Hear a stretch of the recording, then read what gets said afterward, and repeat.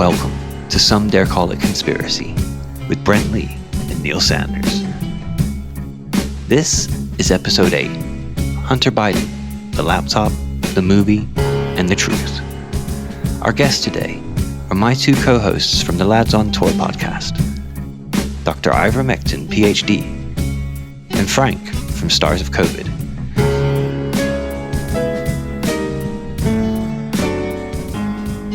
How you doing, man?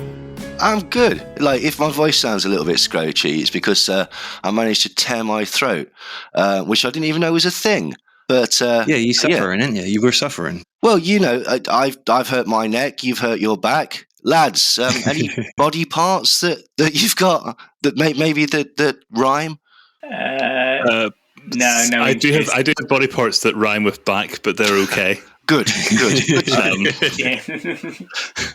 It's almost like the universe was trying to communicate to us through song, but evidently my not. neck, my back, exactly. Exactly. This is it. So, but yeah, no, I'm all right. Other than that, it's that magical time of year, that traditional time of the year. Like, just to let people know, we've realised that we're actually being listened to by a lot more people than we thought in 47 different countries, which is so. Thank you to everybody for listening to us. You're absolute stars. But just to explain, in the UK and in America and various other countries, we have a tradition at this time of year. It's like getting to be an ancient tradition, really. Like, you can tell it's going to start when you get sort of the Christmas lights up and Christmas decorations, and you get sort of Christmas stuff in the shops, Christmas channels on the television showing Christmas films in the cinemas, Christmas music on the radio. And it's this fabulous, magical time that's appreciated by the children and the childlike, when about now, some twat is going to start complaining that the PC wokerati have cancelled Christmas. I think it's already happened. Well, there you go. See, the magic of the season has already arrived. That's it, and it's just a wonderful thing to behold every single year. I feel this is another tradition that's been imported in from the United States. Well, like so many things. So thanks for that, boys. Bless them. If you say happy holidays, some right winger will slap you. Nobody says that, though. Everybody just says Christmas in the UK. It's just, it's one of these manufactured things. Like, after the yearly traditional Remembrance Sunday being cancelled because it offends Muslims, which obviously has never happened in the history of the world. But again, it's important for countries to have these long-standing traditions. It gives you a sense of identity. And but apart from that, what else have we been up to, Brent? It's been a very, very, very busy last 2 weeks. Well, last 2 months. Absolutely. We've been on the BBC. Yeah, we've been on the BBC. We were part of Mariana Spring's podcast, and you were part of the Panorama show. Yeah, which just goes to show you what toadying to George Soros can get you. Like, you know, thanks to the big guy. That's a bit of foreshadowing for the show today. But yeah, thanks to the big guy, the chief, and for setting that up. But no, in all seriousness, it was an interesting experience, and hopefully we're actually going to get Mariana on the show to have a chat about it. So, you know, now we're rubbing shoulders with celebrities. You're not rubbing shoulders with celebrities, you're shilling for the mainstream media. It's the same thing. And the 77th Brigade. It's the same thing. Yeah. And the Nudge units and everybody else. Well, yes, but, you know, what can you say? Like, you know, I want to meet Kanye West and Bill Gates. And this don't bring up Kanye West, please. I don't think Kanye West is. Yeah, that might be the elephant in the room, isn't it? That's like, you know, one of us, Brent. I mean, I don't want to name names or shame anyone, but one of us, Brent, said that Kanye West was a genius, and you know, obviously, recently he's out-whacked Alex Jones, which takes some doing, to be quite honest. Like, so what I find bizarre, so just in case anyone's missed this, Kanye West has basically been sort of almost groomed by Milo Yiannopoulos and Nick Fuentes, and is spouting out some wild shit, basically saying maybe we should like give the Nazis a second chance. I love Hitler. Not me, this is Kanye West saying that. And you know, hating on the Jews in a big way. Yeah, nobody cropped that out of context. Yeah. What he seems to be doing almost is like, it's almost like the sort of Jordan Peterson tactic of saying something horrific like maybe all women should be prostitutes for incels. And when people say that's ridiculous, going, oh, no, I'm just looking at this in an intellectual way. But I think Kanye's forgot the second part to the explanation. So it's just hate, man. It's just fueled by hate. Of course it is. It's terrible. It's terrible ignorance. And the man is clearly mentally ill. Like, this is what happens when you've got too much money and nobody will say no to you. Like, also, same thing with Elon Musk. But anyway, like, some people I've seen defending Kanye, right, saying that the most ridiculous is that he's infiltrating the right wing, the far right, to show how horrific they actually are. And it's like, I don't think we needed Kanye West to tell us how horrific the far right was. Like, some people have said that he might be playing 4D chess. I don't think so. I think he's playing pigeon chess. I'd even go so far as to say that he's the Bobby Fischer of pigeon chess. Now, if anyone gets that joke, then salute to you, because that involves a lot of things that you need to know, and you also need to think that this is funny. There's only a smattering of people on the planet that will actually care about that joke. But, you know, it amuses me. Anyway. That's okay. Look, sometimes you do a joke just for you. I often do it just for me. I totally got it, because I'm, according to chess.com, when I used to play a lot, one of the top 10% of chess players in the world. So it's not that impressive, but oh no, it is. It's bloody impressive. Just so people know, Bobby Fischer was a grandmaster, considered by some to be the best in the world, and a la Kanye, he went completely tonto and started believing in the Jewish New World Order. So. And felt that the Jews ran the world. It didn't end well for him. No, and it's been a very big moment for me of just saying, like, I cannot separate the art from the artist anymore. No, I stopped at the DEFCON 3 tweet. I was like, okay, I think I've had enough, man. I can no longer separate the art from the artist, because I had done that up until then. You know, I'd always been such a massive fan of his music. Being a producer myself, I had been so influenced by him for decades. You know, but I can't do it. I just cannot separate the art from the artist. You cross the fucking line. I think it's sad. I think what we're watching with him and Elon Musk is an implosion. You're looking at middle-aged men that have suddenly lost their wives and probably their circle of friends, desperate to sort of get people to go, you're cool on the internet. It's the equivalent of like a middle-aged bloke going down to the skate park, but they're doing it digitally. Yo, teenage friends, yeah, let's hang out. I can get you booze. I can buy you drugs if you'll just hang out and tell me how cool I am. And it's like the equivalent of that. Like like that picture that Elon Musk put out of the guns on his desk. Somebody like quote tweeted that with like, this is the most divorced picture I've ever seen in my entire life. Yeah, I saw it tweeted beside what do you call Nelson, not Nelson, Milhouse's dad in The Simpsons. Yeah, I sleep in a race car. Yeah. I sleep in a Tesla. Like, bless him. Like, but yeah. Well, you want to be careful sleeping in a Tesla. Yes, exactly. Drive off and kill you like Christine. Like. No, because there was a story of a Tesla. It caught on fire, and because all the doors were electronic, the person couldn't get out. Oh, there's that footage of the one that won't. They try and pull it over. It's a self-driving one, and it decides it grows sentient or something. I don't know, and it just drives off and crashes and kills the two passengers. Like, I immediately went down to my basement and got my guns ready and stuff like that. I thought, this is it. This is how it starts. Like, I became very suspicious of my toaster and threw it away. And you can't be too careful. Like, this is going to be how the robots take over. There is a joke that people who don't know a lot about how computers would work will buy all this smart crap.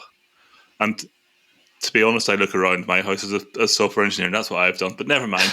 Whereas people who actually understand how computers work have in their house a toaster and a shotgun for if the toaster starts to act up. I don't really like how many things are smart, not because I think they'll go sentient and so on, but because if you're buying a smart plug from somebody on Amazon, some company you've never heard of. What you've bought isn't a smart plug, but what you've bought is a computer with a network interface, with an operating system you know nothing about, from a manufacturer that's going bankrupt tomorrow. In 5 years' time, the chances of that thing sending flipping biggest dickus emails to people is pretty much 100%, because it will get hacked, because the password will be root and the username will be root. Someone will SSH into it, put a script on it called send spam emails.sh, and it will send spam emails out to everybody. To me, that's the problem with all this smart stuff. Now I look around my house and I think that I'm a massive hypocrite. But it's true. I mean, you could be a Nigerian prince in a year's time, emailing everyone if you buy that sort of computer. Yeah, and all those emails are going to come from plugs and fridges and light bulbs. Wow.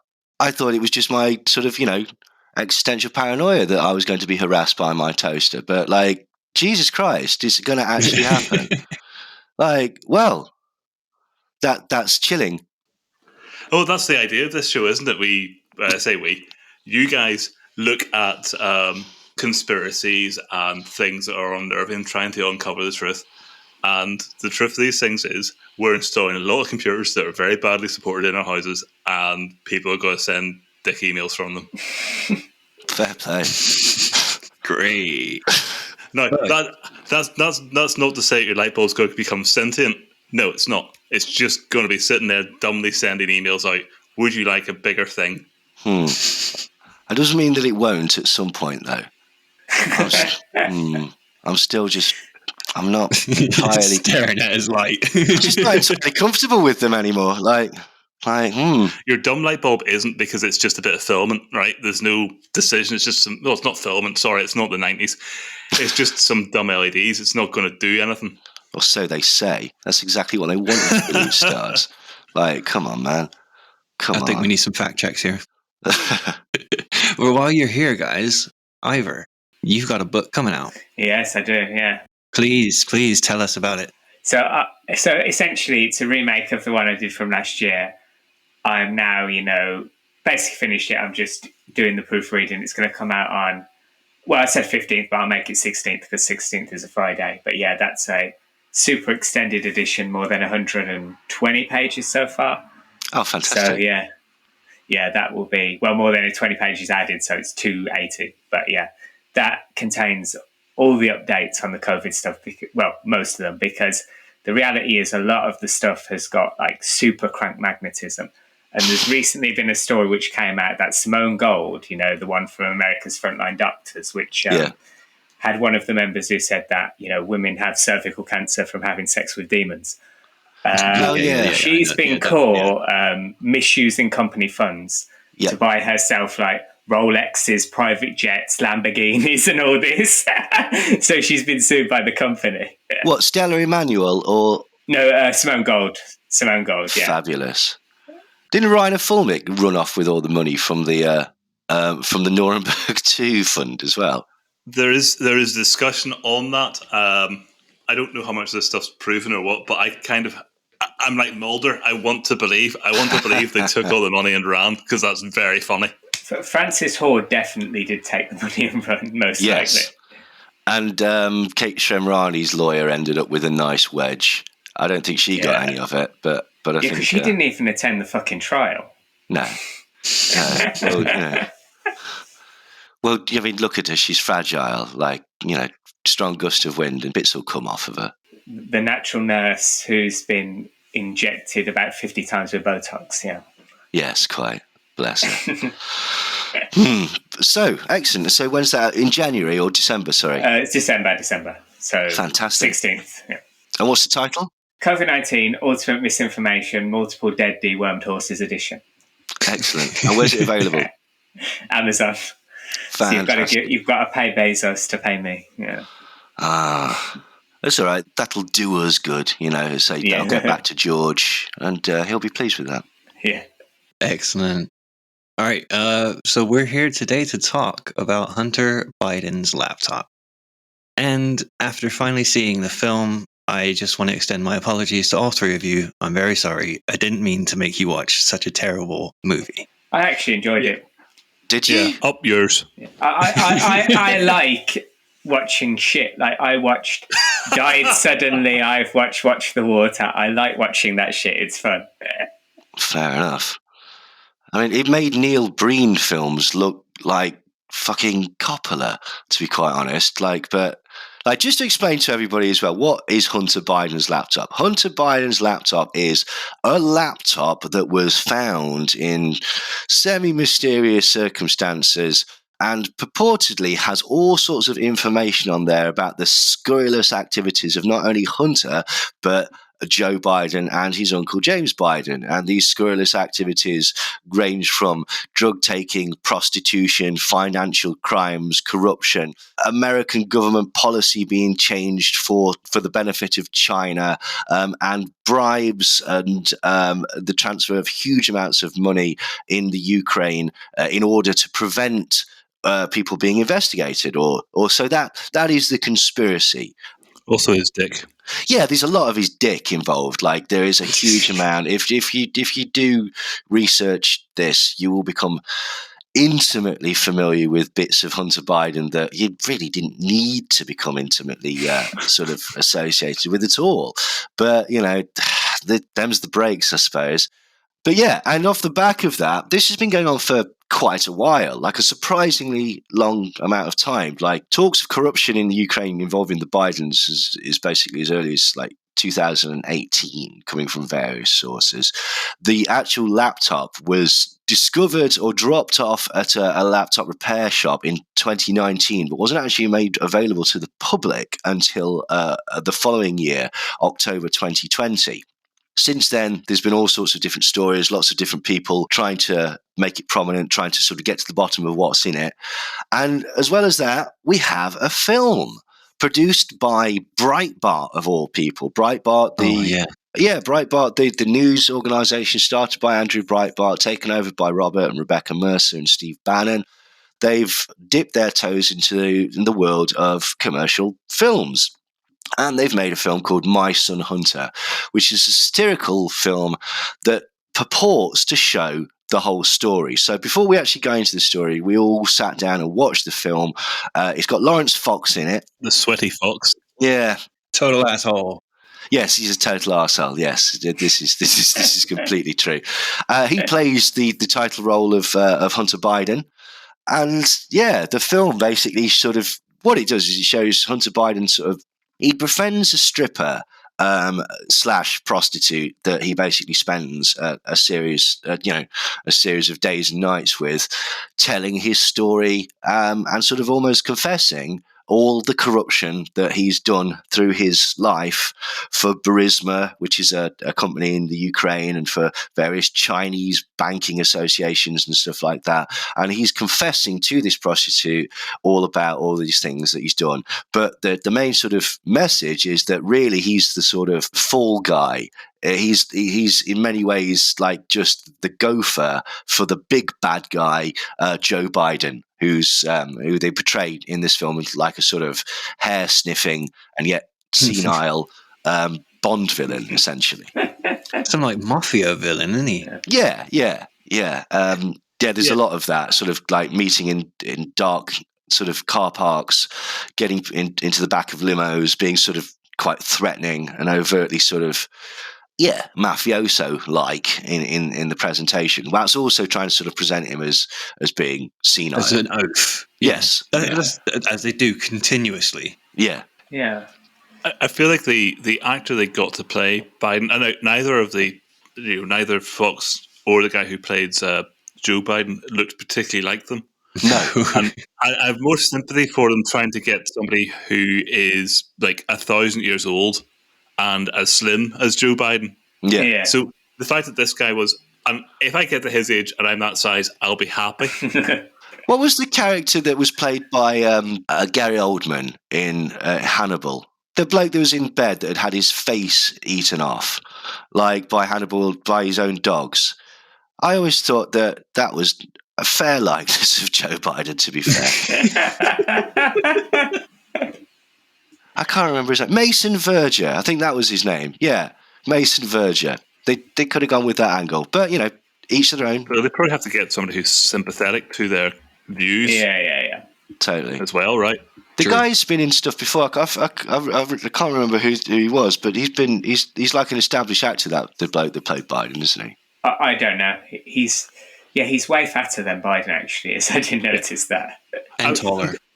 Yeah. To be fair to him, like, Biden's in pretty good shape for his age. Yeah, he definitely is. Like, there's nothing extraneous on Biden's frame. Yeah.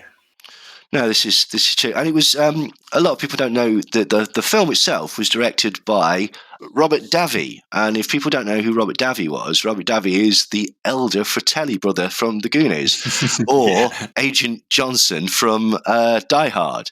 And he's had a bit of a strange career. He's apparently very, very political, quite right wing.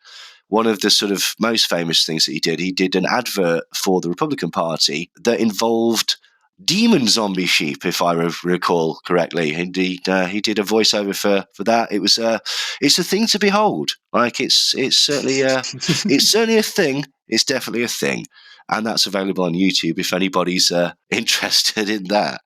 Be watching that later. John James, that's who played Biden. Let's find out. Oh, he was in Dynasty. Bloody hell. Wow. That's a throwback. Isn't it? Isn't it just? Yeah. And then the bodyguard is played by that woman who was in The Mandalorian that sort of compared her plight to the Holocaust, isn't it? Gina. Oh, yeah. She's also in the cutscenes from Red Alert 3. Oh, I've Command seen Conquer. that, yeah. Oh, right. Yeah. There you go then. What is she? She's a Soviet or a ally? Yeah, she's the Soviet Tanya, I think. Oh, right, yeah. Oh, foreshadowing. That makes two then, because the woman who played Tanya, Jenny McCarthy, anti-vaxxer. So both the generals, well, apart from the Japanese one, are crazy in real life. Whoever did the casting for that must be pretty bloody chuffed with themselves, I'll say. Yeah. Right, well done. Congratulations. So, what was everyone's sort of take on the film? Yeah, so what my take on it was, is sort of like, it sort of started out where it was maybe like really general political stuff, like every liberal character speaks in the exact phraseology which conservatives always say they do. Like, we're on the right side of history, and that's just like, Black Lives Matter is mostly peaceful. I also noticed It's so that, tropey. Yeah, I also noticed that like all the Black Lives Matter people were white, or most of them in the opening scene. So I don't know, is that like a dog whistle? I don't know, because I'm watching a political film of course it's here. a dog whistle. Every scene, every part of the script was a dog whistle. It was like a foghorn. Yeah, I can't really like watch a movie I know is political without like pausing it every 5 minutes and saying, is that a dog whistle for that? Is that a dog whistle for that? Yeah. So, and it was so tropey, yeah. And then it sort of devolves into a bit more like a drama about Hunter Biden. You know, he's talking about his issues with suicide and, you know, how he's feeling his hole because his brother died because of a car crash, I think it was, or one of them died of cancer in his family. So I'm sort of thinking, you know, that's quite, you know, an interesting sort of, is this like a drama where he's filling that hole with drugs and it's about his life and all that, which I felt was the sort of best moment in the movie. Then like 30 minutes later, he's banging hookers with Petro Poroshenko or something. Yeah. I'm like, what's going on? And Joe Biden's got a Superman cape on, and he's saying, "You better not ruin my erection." It's so ridiculous. There's a very subtle sound effect at that moment. There's like a boing or something. And then it's got all these obnoxious like cuts where he's got like his heart showing on screen, and then he takes cocaine, and then it shoots up. And then when he smokes some weed, it goes down like 10 times. Crack. He smokes crack, and smoking crack, for some reason, slows his heart down. Now, I don't know if any of you have ever smoked any crack, but I'm informed that the opposite is true. And it's like, that was just one of the numerous fucking useless bullshit things. You noticed, right? You know, during the Black Lives Matter riot, I don't know whether anyone noticed this, they'd framed it so badly that the top of the news anchor's head was cut off on the screen. I didn't notice that, no. I didn't notice that. It was I also shockingly poor. I did notice one thing was that, you know, it's the same news network at the start, which is reports positively and runs defense for Black Lives Matter. that says, "Oh, Trump won." Yes, at the end of the movie, the same network. Yeah, but that doesn't make any sense. Also, there's another bit where she searches something on a website called Gigio, but then like when the black security guy comes in, he says Google 5 minutes later. Yeah. About the framing of the head, that could be a conspiracy trope that they're brainless. It could be. When you normally frame somebody with a part of their head cut off, like it's supposed to be mind control or saying that they've got like no brain. So I was wondering myself, like he's playing into the conspiracy thing and he's basically saying she's brainless. Maybe. Yeah, that could be it. I just took it as... I mean, you're doing that's perfectly legitimate. I'd not thought about it like that. I just took it as basically he doesn't know how to frame a shot. You know, what can you do? And like, yeah. That's more likely. But yeah, like as you said, the opening bit was just a sort of... It was almost like MAGA bingo, wasn't it? They said equity and feelings and like... I did notice that for some reason in the riot they were throwing fireworks. I'm not entirely sure why they were throwing fireworks. Probably because the fireworks graphic is a lot cheaper than an explosion graphic. But who knows? Like, who knows what happens? But then as the film progresses and it cuts to Hunter Biden in a club somewhere in Los Angeles, and he walks in, and like this is where we start to see the sort of like what the film is trying to emulate. Like, because the shot as he goes into the nightclub is very clearly trying to be the bit where they go into the restaurant in Goodfellas, and there's a lot of breaking the fourth wall. There's a lot of shots that are stolen directly from Scorsese films. Like that's stolen directly from Goodfellas. There's a bit where it shows the morning after a party, and there's an overhead shot as he gets up and walks through the sort of crowd of bodies. That's stolen directly from Wolf of Wall Street. There's a bit where pupils dilate, which is stolen directly from Requiem for a Dream. There's a bit where he talks to a dog, which is stolen directly from Road Trip, of all places. So at least he's been eclectic in where they've been stealing their source material from. But it just looks kind of cheap, basically. Like as he walks into the nightclub, did you notice when he puts the coke down, like he snorts a bit and then wipes away more than he actually snorted? I just thought that was particularly wasteful. Like, you know what was interesting? So because it's a conservative film, there's not actually a lot. In fact, there's no real nudity or swearing, and there's not a lot of drug taking even though it's supposed to be like a film about drug taking. I'll tell you one thing that did sort of get me as well. When the stripper who he gets to be friends with comes down the stairs. Right, okay. That's a fucking health and safety nightmare right there. Right, okay. Right, that... Yeah, going on the stairs. It's a spiral staircase with no handle. She's wearing heels. And then the silly cow leaves a bloody robe on the bottom two steps. What's that about? Like, absolutely ridiculous. Like, but she can leave her bottom. She can leave her robe on my bottom two stairs anytime she wants. Because one thing I noticed as well is that there's a random scene like in that club where there's two lesbians kissing, and then there's a random trans woman who's in it for like 2 seconds. She's completely inconsequential. And I'm just like, this is another dog whistle, isn't it? Of course. The gag that they say doesn't even make sense. The trans person says, I'm he, him to you, and I'm she, her to your sister, so everybody's happy. And that's the sort of thing that MAGA heads will piss themselves out, going, oh, see, all over the fucking place, like a crazy woman's shit. They don't know what the bloody hell they're going.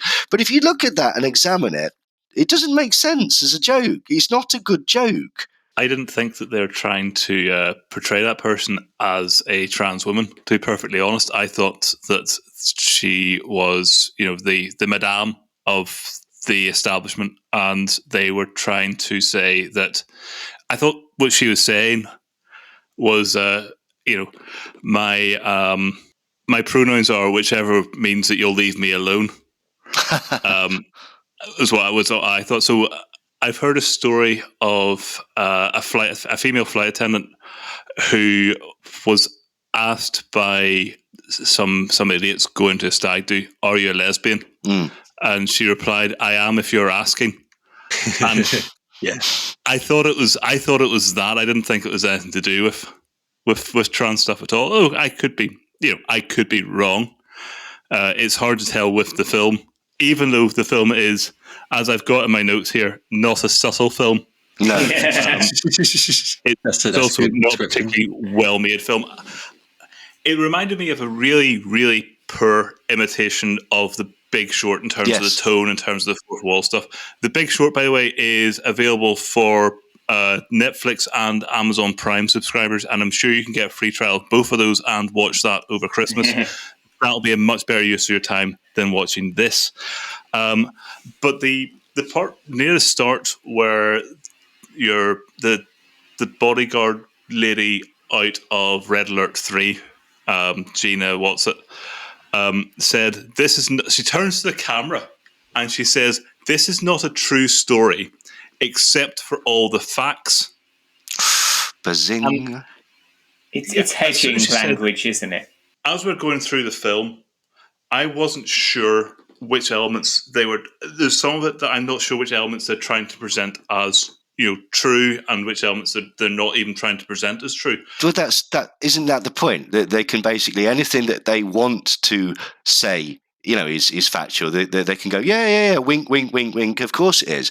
But if basically it was, I don't know, libelous or turned out not to be true, because that's just part of the film. That's the satire, isn't it? Mm-hmm. It's almost as if they've set it up to have their cake and eat it too.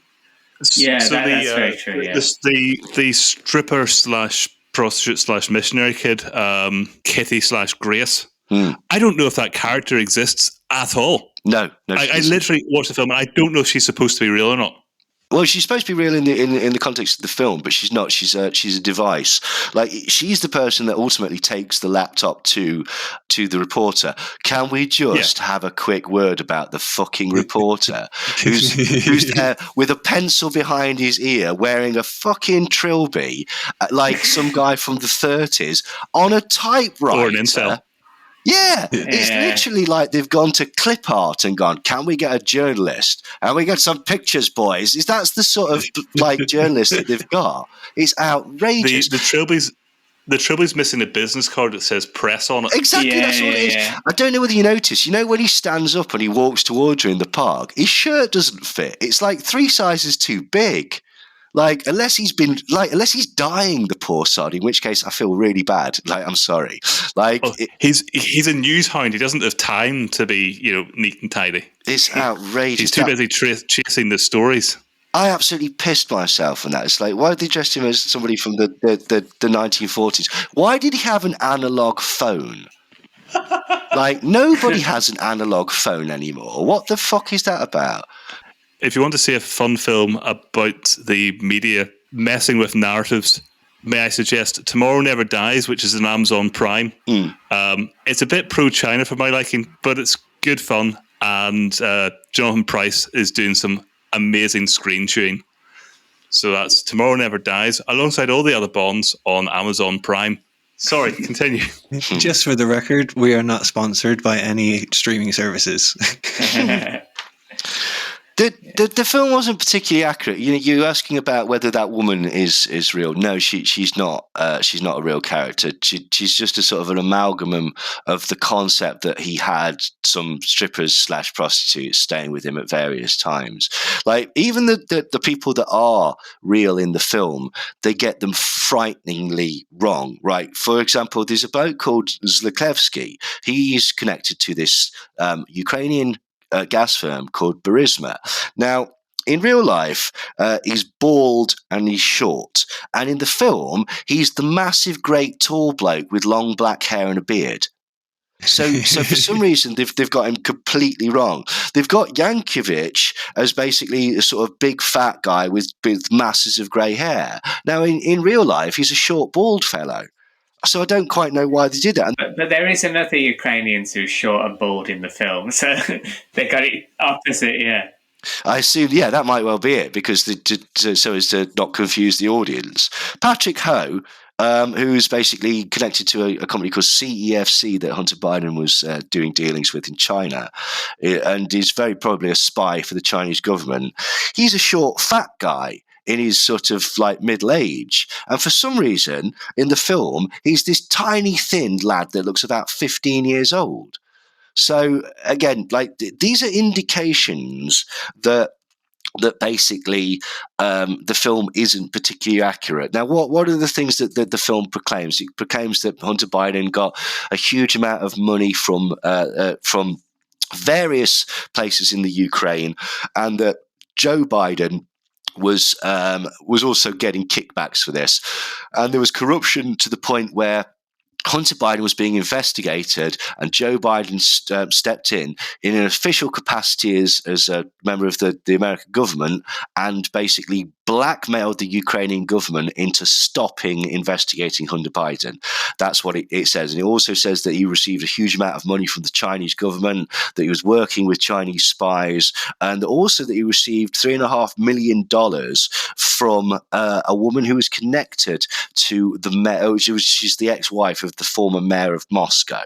So these are the things that are sort of expressed in the film, almost all through expositional dialogue, right? There's an idea in film that basically you show, you don't tell. Now, Robert Davi's clearly sort of missed that particular week of the course and has decided to fucking interminably tell you.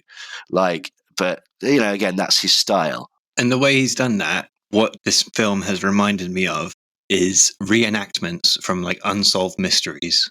Yes. Or some sort of TV show like that. That's what this film is. It's like a reenactment. It's not actually a film. Yes, absolutely. Yeah, that's about the level of it. Sort of like Crime Watch and stuff like that. Yeah. Yes, that's spot on. That's what how the dialogue is how it's shot, is how the acting is, everything.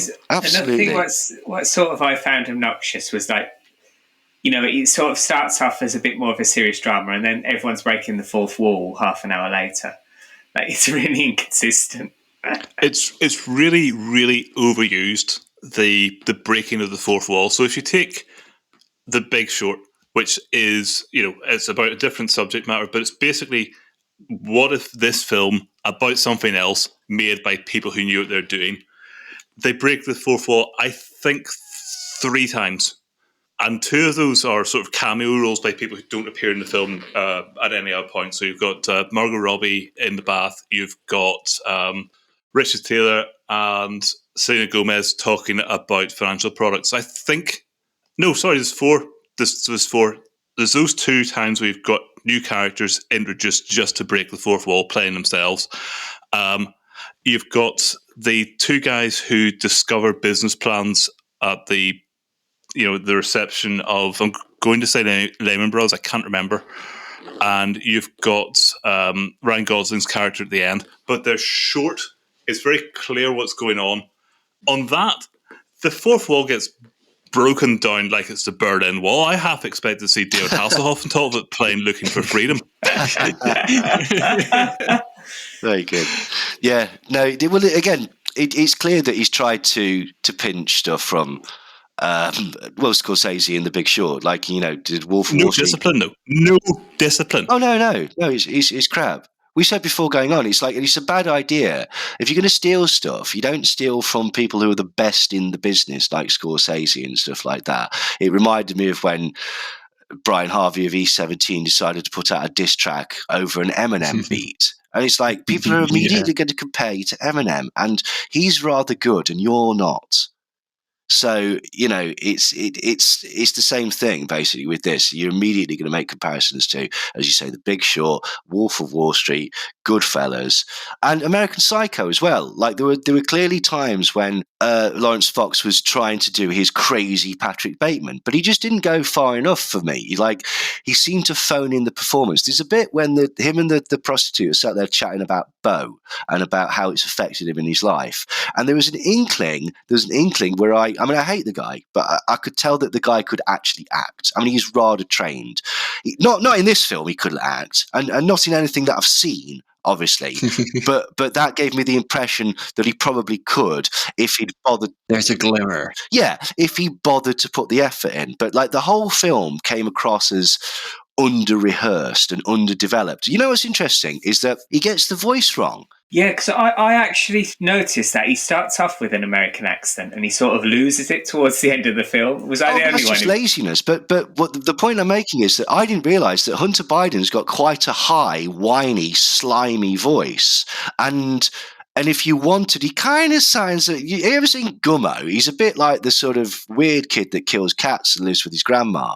Like, he's very sort of fey. And if you were a talented actor, you could make that into a sort of Grimer, Wormtongue, sort of slimy, sleazy, almost sort of reptilian sort of guy.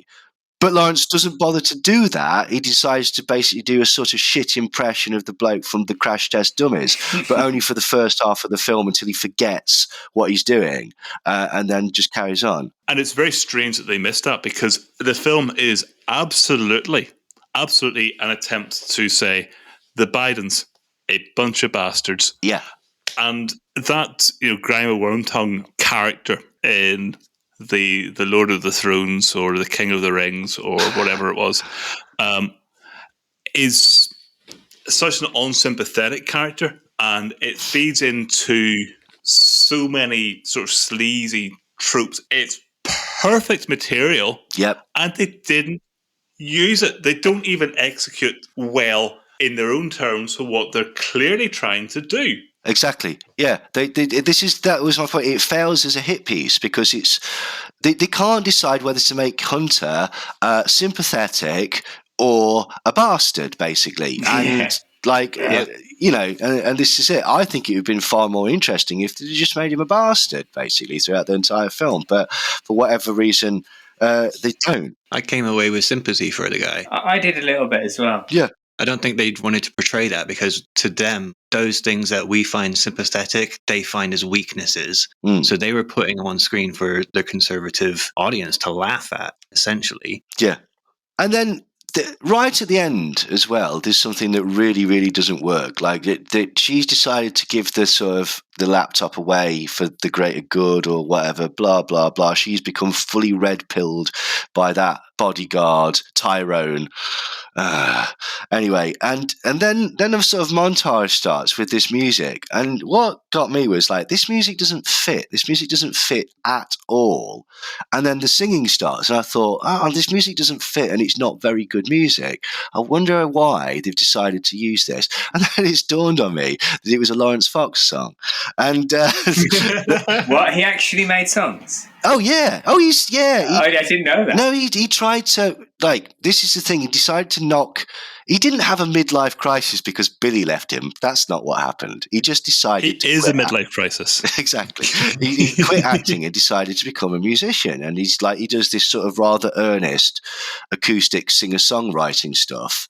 But the problem is, and I appreciate that all art is subjective, but the problem with Lawrence Fox is he's not very good.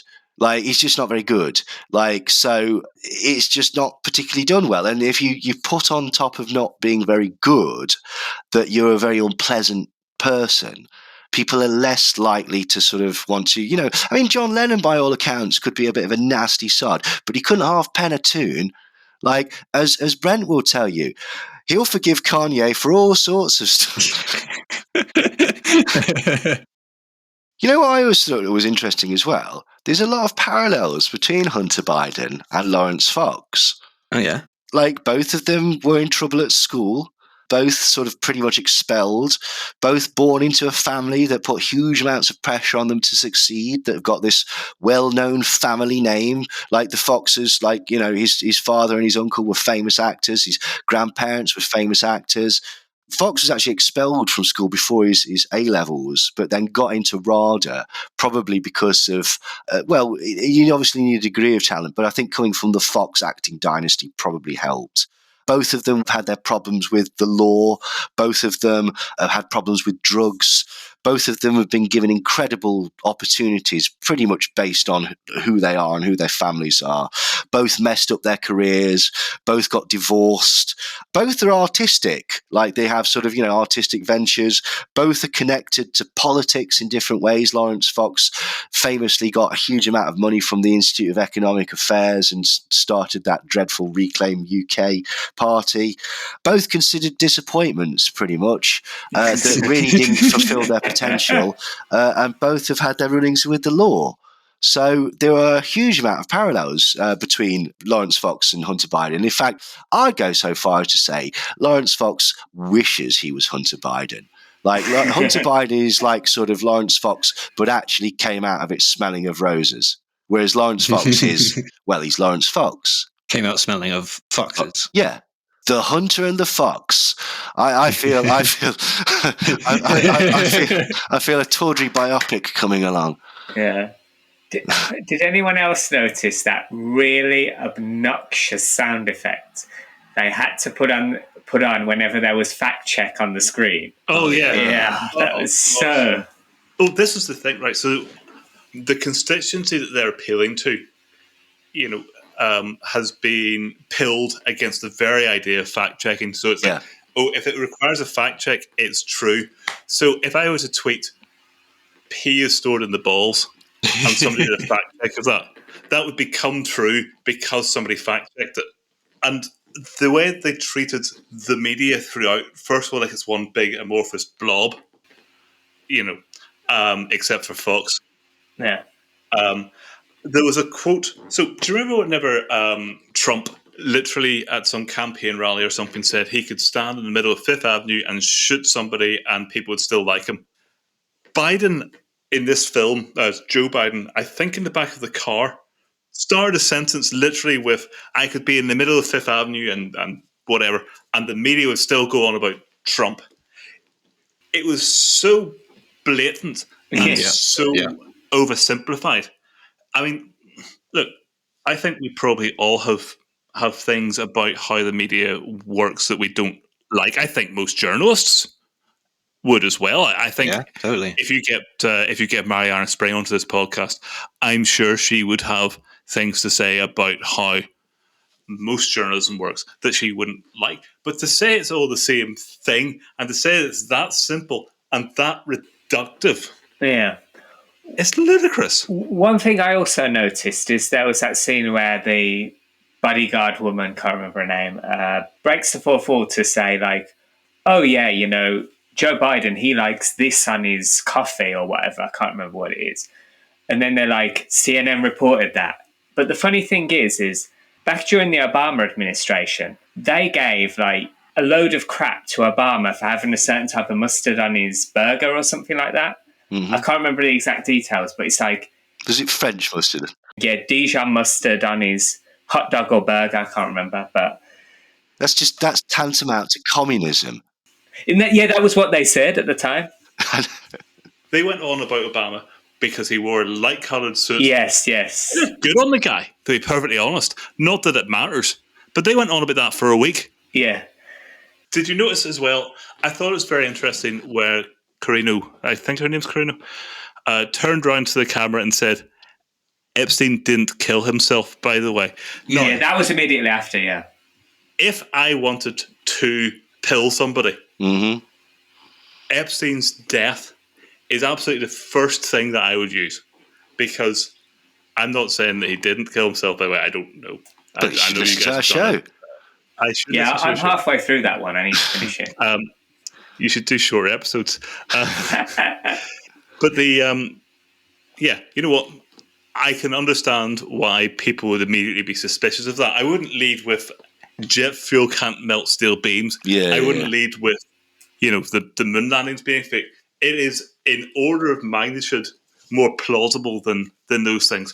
So the fact that she turns to the screen and says that, which she even says is a little off topic, is very, very interesting, because it's sort of like, what's the most plausible thing that isn't if you like, a mainstream narrative? So we're not going to talk about bloody weaponized birds in Ukraine or something, because that's we're going to talk about this because it's plausible, and it's just a way of subtly pilling, just starting that process of subtly pilling somebody.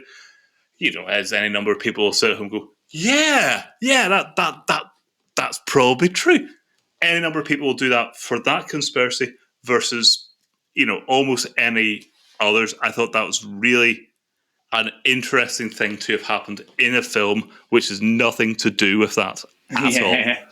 The other thing that it does is it tried and failed, but again, it's preaching to a sort of a converted audience anyway. It tries to basically explain that the impeachment of Donald Trump, where essentially he said to Zelensky, "I will hold up military aid for the Ukraine unless you investigate the Bidens and their corruption in Burisma." They try and basically say that the two things are comparable. And we will come on to this when we explain the thing, but they say that basically Biden actually withheld money from the Ukrainian government in order to stop an investigation, and that's a quid pro quo.